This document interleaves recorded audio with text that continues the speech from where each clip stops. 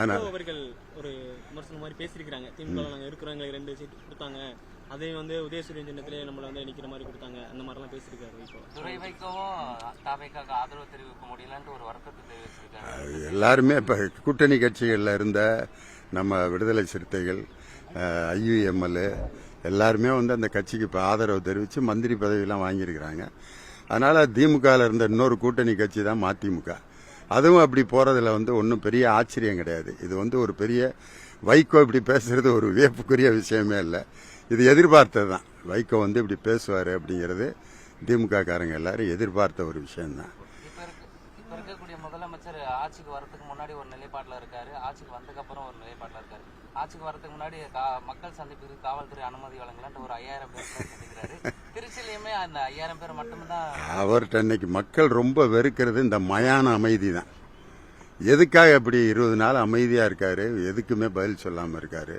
ஒரு முதலமைச்சர் இப்படி அமைதியா இருக்கிறது வந்து மக்களுக்கு மிகப்பெரிய வெறுப்பை தான் கொடுக்கும்.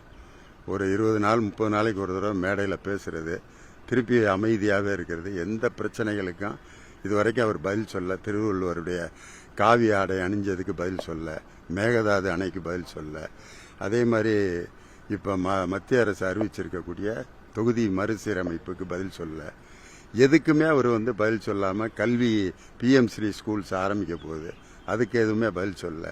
நீட் தேர்வுக்கு என்ன செய்ய போறாரு, பதில் சொல்ல. எதையுமே சொல்லாமல் டிஎம்கே வர்சஸ் டிவிகே. இது வந்து எப்போ இது எலெக்ஷனுக்கு முன்னாடி பேச வேண்டியது, எலெக்ஷனுக்கு பிறகு ஏன் அப்படி பேசுறாருன்னு தெரியல. காரணம் அதை தவிர அவருக்கு வேற எதுவுமே தெரியல அப்படிங்கிறது அவருடைய குளோபல் இக்னோரன்ஸை வந்து வெளிப்படுத்திட்டார். திருச்சி ஆமா, செய்தியாளரை சந்திக்கிறது தான் வந்து மக்களுக்கும் ஒரு ஆட்சி தலைவர்களுக்கு இடையில பாலமா இருக்கிறதே நீங்க தான். ஆனா உங்களை அவர் சந்திக்க மாட்டேன்னு சொல்றது மக்களை சந்திக்கிறதுக்கு தயாரா இல்லைன்னு அர்த்தம். அதனால இப்படி ஒரு இன்வேலிட் முதலமைச்சர். அதனால அவர் வந்து அவருடைய இயலாமை வந்து தொடர்ந்து வெளிப்பட்டுக்கிட்டே இருக்கு. அவர் வந்து ஒரு நடிகர் தான் அப்படிங்கிறத தொடர்ந்து நிரூபிச்சுக்கிட்டே இருக்காரு. அவர் ஒரு அரசியல் தலைவருங்கிறத மறந்துடுறாரு.